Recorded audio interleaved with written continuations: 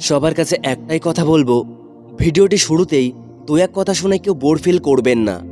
আপনাদের কাছ থেকে আমি 2-4 মিনিট সময় চেয়ে নিচ্ছি, ভিডিওটির সঙ্গে জুড়ে থাকুন। আমি রিসেন্ট ফেসবুকে একটি ভিডিও দেখতে পাই, আর যে ভিডিওটিতে আমি এমনই একটি দৃশ্য দেখতে পাই যেটার সঙ্গে মানুষের জীবন পুরোপুরিভাবে জড়িত। আর সেই ভিডিওটি দেখে আমি প্রচুর পরিমাণে হার্ট কষ্ট পাই। সেই ভিডিওটিতে একটি ছেলে একটি টিয়া পাখিকে প্রায় 10 বছর পর খাঁচায় বন্দি করে একটি জঙ্গলে নিয়ে আসে তাকে ছেড়ে দেবার জন্য। তখন সেই ছেলেটি পাখির খাঁচাটি খুলে দেয়, কিন্তু কিছুতেই সেই পাখিটি বের আর হচ্ছে না। কিন্তু তাকে জবরদস্তি করে একটি বড় লাঠি দিয়ে খুঁচিয়ে খুঁচিয়ে তাকে বের করে এবং সে উড়ে যায়। কিন্তু আশ্চর্যের বিষয়, সেই পাখিটি বেশি দূরে আর যায় না, তাদের পাশেই কাছে কোনো একটা ডালে বসে পড়ে। পাখিটাকে দেখে এমনই লাগছিল যেন সে উড়তে পারবে না। কেন জানি না মনে হচ্ছিল সে আবার সেই খাঁচার মধ্যেই যেন আসতে চায়। এখানেই শেষ না, ভিডিওটি দেখে আমার খুব মায়াও লাগছিল, খুব কষ্টও হচ্ছিল। তখন আমি কমেন্ট পড়বো বলে কমেন্ট সেকশনে ক্লিক করি, আর সেখানে গিয়ে ভাবিনি যে আমার ধারণাটাই পুরোপুরি বদলে যাবে।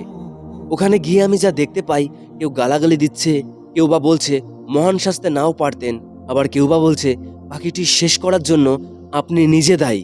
কেউ কেউ এটা বলছে যে কে বলেছিল পাখিটাকে পুষতে, এখনও আর যে বাঁচতেই পারবে না, নিজেকে সাধু সাজতে কে বলেছিল আপনাকে। মানে এমন টাইপের প্রচুর প্রচুর নেগেটিভ কমেন্ট। কিন্তু কথা হচ্ছে আপনারা কিছুই বুঝতে পারলেন না, তাই তো?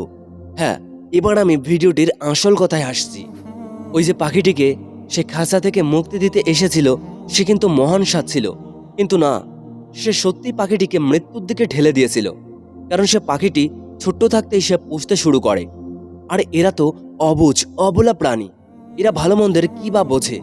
তাই পাখিটি তার ঘর, তার ভালো থাকা, তার অভ্যাসগুলোকে সে তার খাঁচার মধ্যেই মানিয়ে নিয়েছিল। এতগুলো বছর ধরে সে তার খাঁচার মধ্যেই সে তার ভালোবাসাকে খুঁজে নিয়েছিল। এমনকি শুধু তাই না, তাকে কোনোদিনও খাবার খুঁজতে হয়নি, তার মালিক তাকে সময় হলে জল খাবার দিত। এভাবেই সে তার ভালো লাগা, তার ভালোবাসা, তার সবকিছু ওই খাঁচাকেই সে ভেবে বড় হতে থাকে। কিন্তু আজ যখন সেই লোকটি তাকে ছেড়ে দিতে যায়, সেই লোকটি নিজেও জানে না তার পোষা সেই পাখিটাকে সে মৃত্যুর দিকে ঠেলে দিয়েছে। কারণ পাখিটি তো আর খাবার সংগ্রহ করতে পারবে না, সে তো তার খাবার ওই খাঁচার মধ্যেই বসে বসে পেত। তাই সে কিভাবে সংগ্রহ করবে খাবারগুলো? সে তো নিজেই সেই প্রক্রিয়া জানে না যে কিভাবে শিকার করতে হয়। সে তো সেই জঙ্গলের আদব কায়দা কিছুই জানে না যে কিভাবে সেই জঙ্গলের সঙ্গে সে নিজেকে মানিয়ে নেবে। সে তো ভালো করে উড়তেও জানে না। এমনকি সে যে কোনো গাছের ডালে নিজের কোটর বানিয়ে থাকবে, সে তো নিজেই সেটা জানে না।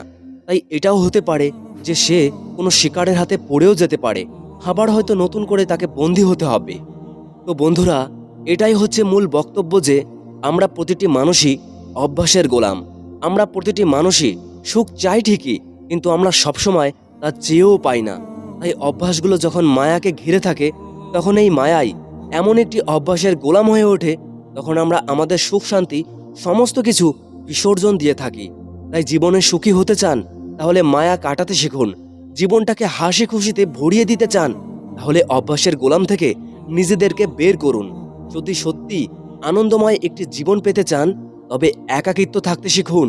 কারণ এই একাকিত্ব কোনোদিনও তোমাকে ধোঁকা দেবে না, কোনোদিনও এই একাকিত্ব কষ্ট দেবে না। আপনি চাইলে নিজের ইচ্ছা মতো নিজেকে স্বাধীন রাখতে পারবেন। কখনোই ওই পাখিটির মতো নিজেকে বেঁধে রাখবেন না। সে তো বন্দি দশায় নিজের অভ্যাসটাকে গোলাম করে রেখেছিল, কিন্তু আপনি তো সেই জীবনটা আর চান না। তাই তো আজ এই ভিডিওটিতে আপনি ক্লিক করেছেন। আর তাই আমি আপনাকে শুধু এটাই বলবো, জীবনটা একান্তই আপনার। তাই সমস্ত সিদ্ধান্তগুলো আপনাকে নিজেকেই নিতে হবে। কখনো অন্যের কথায় নাচবেন না, অন্যের কথায় কান দেবেন না। নিজের মতো করে বাঁচুন, একা থাকুন, একা থাকতে শিখুন। দেখবেন এতগুলো কথা যখন আপনি মানতে পারবেন, তখন দেখবেন সুখ কাকে বলে, হাসি খুশি কিভাবে আসে। আশা করব প্রত্যেকটি কথাগুলোকে অন্তর থেকে পালন করবেন। হ্যাঁ বন্ধুরা, তো ভিডিওটি ভালো লাগলে লাইক, কমেন্ট, সাবস্ক্রাইব করতে ভুলবেন না। ভালো থাকবেন।